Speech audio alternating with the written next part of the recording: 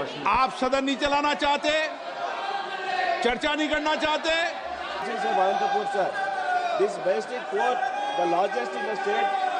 ഇന്ന് ലോക്സഭയിൽ സ്പീക്കർ ഓം ബിർള പ്രതിപക്ഷത്തോട് ദേഷ്യപ്പെടുന്നതിന്റെയും പ്രതിപക്ഷം സഭയുടെ നടുത്തളത്തിലിറങ്ങി പ്രതിഷേധിക്കുന്നതിന്റെയും ദൃശ്യങ്ങളാണ് നിങ്ങളിപ്പോൾ കണ്ടത്. ഇന്ന് സഭ ആരംഭിച്ച ഘട്ടം മുതൽ തന്നെ സഭ ബഹളത്തിലാണ് തുടങ്ങിയത് എന്ന് പറയാൻ സാധിക്കും. മഹാകുംഭമേളയ്ക്കിടെ സർക്കാർ കണക്കുകൾ പ്രകാരം തന്നെ 30ഓളം പേർക്ക് ജീവൻ നഷ്ടപ്പെട്ട ദുരന്തം സഭ നിർത്തിവെച്ച് ചർച്ച ചെയ്യണമെന്ന് ആവശ്യപ്പെട്ട് പ്രതിപക്ഷം നോട്ടീസ് നൽകിയിരുന്നു. എന്നാൽ പ്രതിപക്ഷത്തിന്റെ ഈ ആവശ്യം അംഗീകരിക്കാൻ സ്പീക്കർ ഓം ബിർള തയ്യാറായില്ല. കാരണം അദ്ദേഹം ചൂണ്ടിക്കാണിച്ചത് പ്രസിഡന്റിന്റെ പ്രസംഗത്തിലടക്കം പരാമർശിക്കപ്പെട്ട വിഷയം ചോദ്യോത്തര വേള നിർത്തിവെച്ച് ചർച്ച ചെയ്യാൻ സാധിക്കില്ല എന്നും സഭാ നടപടികൾ തുടരുകയാണെന്നും സ്പീക്കർ പ്രഖ്യാപിച്ചതോടെ പ്രതിഷേധം അതിന്റെ പാരമ്യത്തിലെത്തി എന്ന് പറയാം. ഇടയ്ക്ക് ഓം ബിർള പ്രതിഷേധത്തിനിടെ പ്രതിപക്ഷ അംഗങ്ങളോട് ചൂടാവുന്നതും നമുക്ക് ദൃശ്യങ്ങളിൽ കാണാൻ സാധിക്കും. ഇതിനിടെ സഭാ നടപടികൾ പ്രതിപക്ഷ ബഹളത്തെ അവഗണിച്ചുകൊണ്ട് തുടർന്നത് വലിയ ബഹളത്തിന് ഇന്ന് സഭയിൽ കാരണമായി. അതോടൊപ്പം പ്രസംഗിക്കാൻ എഴുന്നേറ്റ നിയമമന്ത്രി കിരൺ റിജ്ജു ഇന്ന് സഭയിൽ പ്രതിപക്ഷത്തെ രൂക്ഷമായി കടന്നാക്രമിക്കുകയും ചെയ്തു. നമുക്ക് സഭയിലെ ഇന്നത്തെ പ്രക്ഷുബ്ധമായ ദൃശ്യങ്ങൾ ഒന്ന് കണ്ടുവരാം.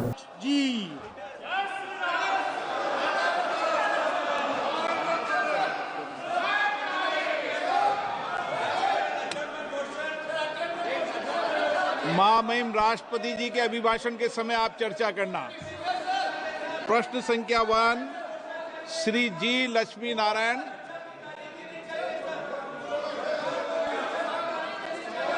माननीय मंत्री जी,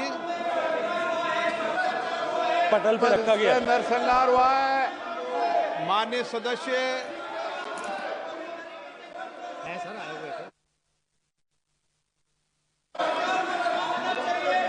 दोबारा बुला लीजिए नाम का। श्री जी लक्ष्मी नारायण। माननीय सदस्यगण, एक मिनट।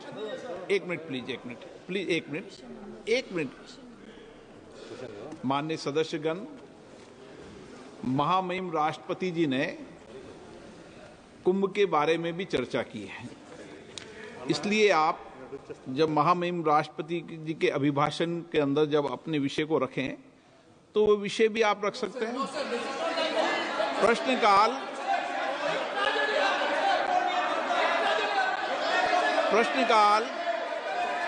प्रश्नकाल सबसे महत्वपूर्ण समय होता है, माननीय सदस्यों का समय होता है और बहुत प्रयास करने के बाद माननीय सदस्यों का प्रश्न आता है। सरकार की जवाबदेही भी तय होती है। इस महत्वपूर्ण विषय पर कई बार चर्चा हो चुकी है और मैं आपसे कई बार आग्रह कर चुका हूं, माननीय सदस्यगण कम से कम एक व्यवस्था बना लें,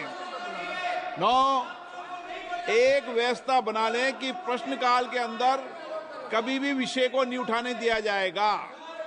जब मैं आपका स्थगन को अलाउ नहीं करूं तब विषय उठाया करो। कभी हम संसद की व्यवस्थाओं को तो बनाएं ना।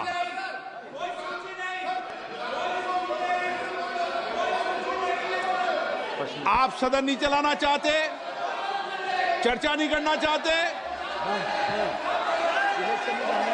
माननीय सदस्य। So thank you, Speaker sir. Question number 1 which you have said, my supplementary का. While the National Culture Fund has successfully facilitated the restoration of numerous historic monuments across the country, I would like to bring attention to Gutti Fort, located in my constituency of Anantapur, sir. This majestic fort, the largest in the state, has witnessed the rise and fall of empires from the Chalukyas to the Vijayanagar Empire, the Mughals and the Marathas, sir, and even the British. Strategically located near NS 44, NS 67 and the Gutti railway station junction, sir. It holds immense potential to become a key tourism hub. However, the fort is currently in a state of neglect. A proposal of 60 crore for its restoration has already been submitted under the NCA petition remaining pending, sir. I would like to ask the Honorable Minister if the government will take up this project at the earliest and expeditious its approval to ensure the kindly restoration of the Bukti Fort, sir. Thank you, sir. माननीय मंत्री जी। माननीय अध्यक्ष महोदय, under the provisions of National Culture Fund, the financial arrangements are being done by the donations what we receive or the money what we receive as a contribution from the companies and PSUs through CSR. So primarily and predominantly, the funding agency, they take a call and give us the priority. We have already enlisted 150 projects on the website of NCF. The said project which Honorable MP wished to ask is also part of that. It has been depicted on the website.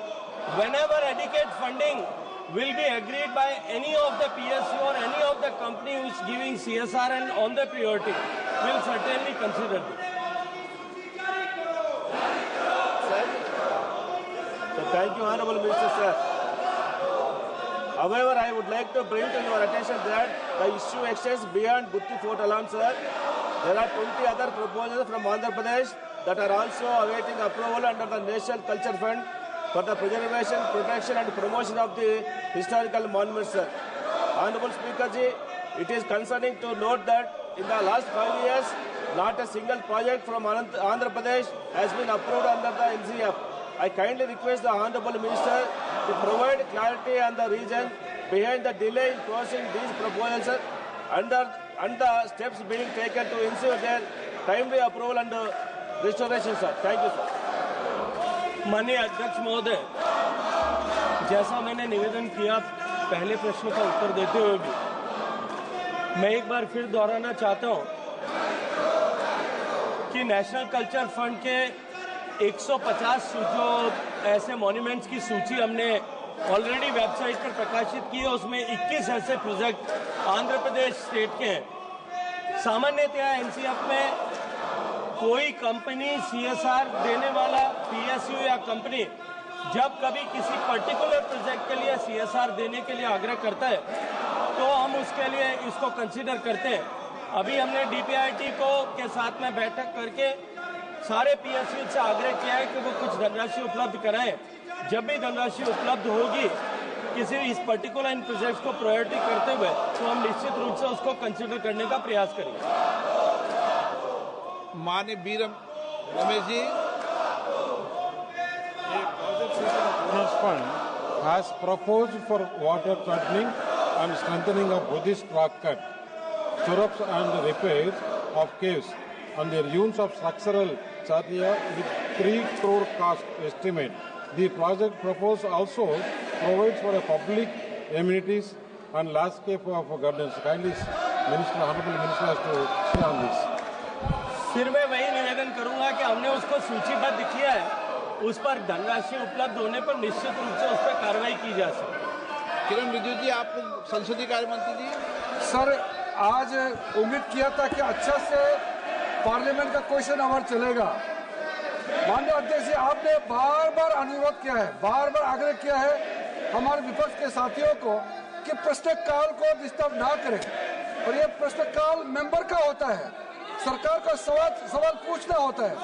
आप लोग सरकार को सवाल नहीं पूछ के सदन को इस तरह डिस्टर्ब करना अच्छी बात नहीं है।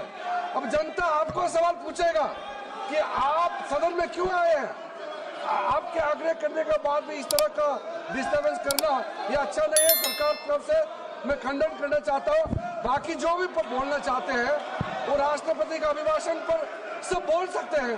ये पहला दिन इस तरह का ये नजर यहाँ पे जो अपोजिशन मेंबर्स ने जो हरकत किया है ये ठीक नहीं है। मैं सर इसका खंडन करता हूँ। श्री राम शिरोमणि वर्मा, प्रशांत पोडले।